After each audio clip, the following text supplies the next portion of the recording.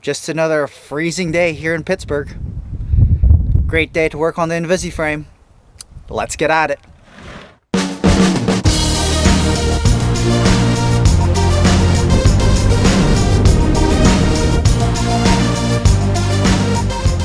Today we're going to be working on my experience applying the Invisiframe for my new Yeti bike. I do want to have a special shout out for one of my followers. His name is Johannes Nilsen, who actually sent me a link for Invisiframe. I actually did not know that they existed, so I checked it out. I loved it. It's a custom fit for my bike, the size of the bike, and all that kind of stuff. So thank you, Johannes. I really appreciate it. All right, a few things to note about Invisiframe. Invisiframe is a UK-based company. So when you do order this online, you just get one of these boxes. In it, this is what you can expect. You will receive super handy dandy instructions, which I would recommend you read. It's a few pages there, and it actually even gives you a guide on every single part on the bike and the corresponding piece. A little sticker, a squeegee, very important to have, I guess, and the actual 3M sheet of pre-cut, custom-made vinyl wraps for your frame. So the first thing that they recommend you to do is making sure the bike is clean. It's also important to use a degreaser after, just making sure that there is no oils or anything like that on the frame so that the adhesive definitely sticks to the frame. I'm just using a simple bike degreaser, which is the concentrate of simple green along with water. So it's something that I actually use for cleaning the chain and everything, so I figured if it's tough enough to degrease the chain, and it should be tough enough to take care of the grease here.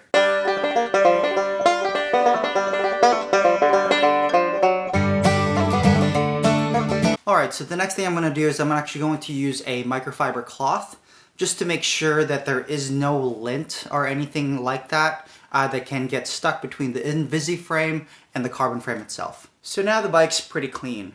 Invisiframe then recommends to work on a small part of the bike.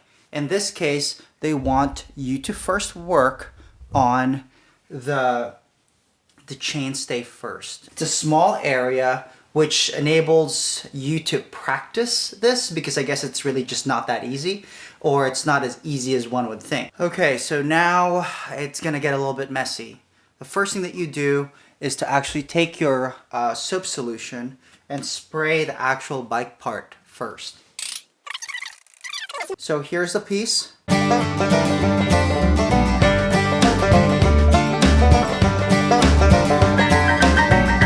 Okay, I'm sweating, and that one chainstay took like 25 minutes. So the instructions was right. It's definitely worth practicing on this. It's almost like you have to play with just the right amount of soap water to the frame so that it sticks right away. I had to figure out to kind of hold them in place as it went. And another thing to notice is actually that's a perfect view right there. There is this line that you see here. As you know, this is the flat black Yeti SB6 frame. It's worth noting that although I bought the Yeti flat black Invisiframe, there is a little bit of a difference between the uncovered and not covered. So this bike is gonna add just a little bit of gloss, which is kind of a bummer, but I mean, it's not really glossy either, so I can't really complain.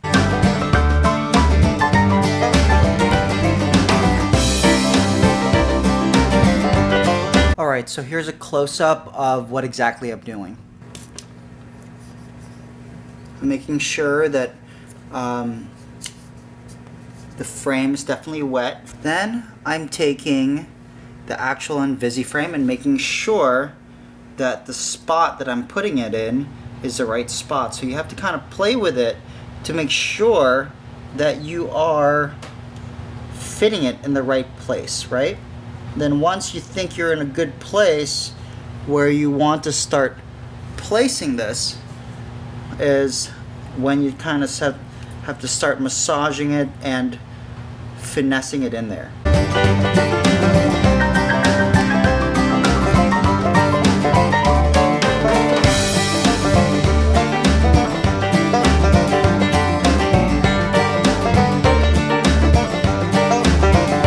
I'm working on the seat stay right now, and I'm really impressed with the precision of the cuts of this. I don't know if you could see that there, but there's a rubber chain guard here and up here, and it wraps around the frame. This thing literally has less than a millimeter of space between the two, and it fits perfectly right in there. If you have any pets and you may have any pet hair on you, make sure that you don't when you do this, or you'll end up with some pet hair forever locked in your Invisiframe. In my case, it's a French Bulldog named Winston. So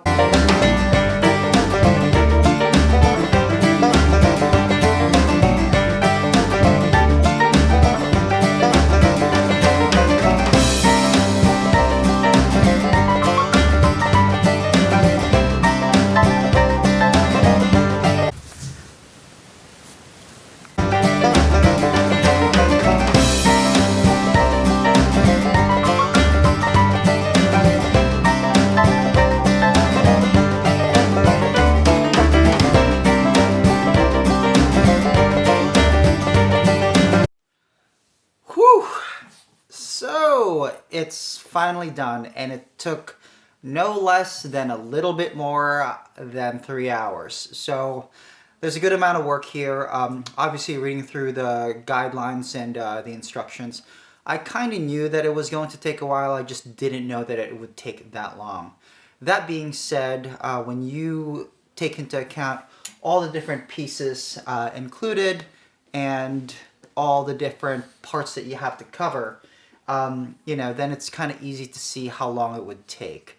Second thing I have to say here is that when you do this, make sure that you are in a place where you can get a little bit messy. With all the soap water and everything that drips down, make sure you're in a garage, or in my case, in my basement with ghetto yoga mats underneath my bike so that I can do it properly. So as far as the product itself, I am super impressed with the overall precision cuts. The head tube itself, as you can see, they actually made room and really nice cutouts just for the internal routing holes. The pieces interlock with each other whenever there is a place where they are going to kind of be right next to each other. Here's another spot which is kind of to show how close they are cut.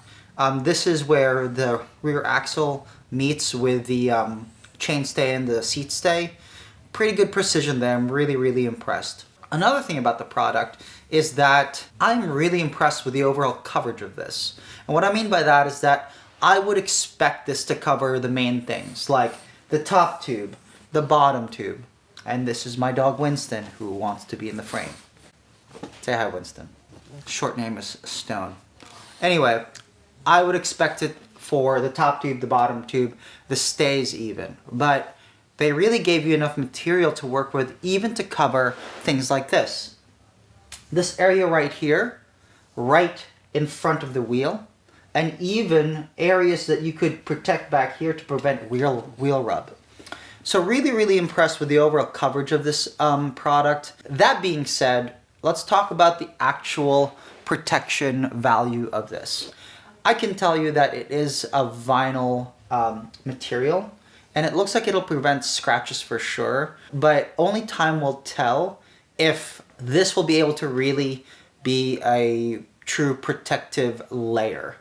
For those of you guys that have the Invisiframe and have maybe the unfortunate experience of wrecking, let me know. I really want to hear what you guys have to say about the overall protective nature of this. Last but not least, I'm a little bit bummed by this, but I kind of expected this. I did order the flat finish for the Invisiframe, as I kind of showed you before. It's not so flat black anymore, so this bike has a little bit of a sheen now, which is, you know, which is fine. It's really not that big of a deal. It's still a beautiful bike. It's still a Yeti SB6 that is customized to me, so I guess I can't really complain about that. Anyway, I just wanted to say Happy New Year. Thanks so much. If you like this video, certainly subscribe, like, share, and follow me on Instagram and Facebook. Keep in touch. I'll see you later. Well, guess what? It's snowed again. Probably a good day to work with Invisiframe. Oh god, it's cold.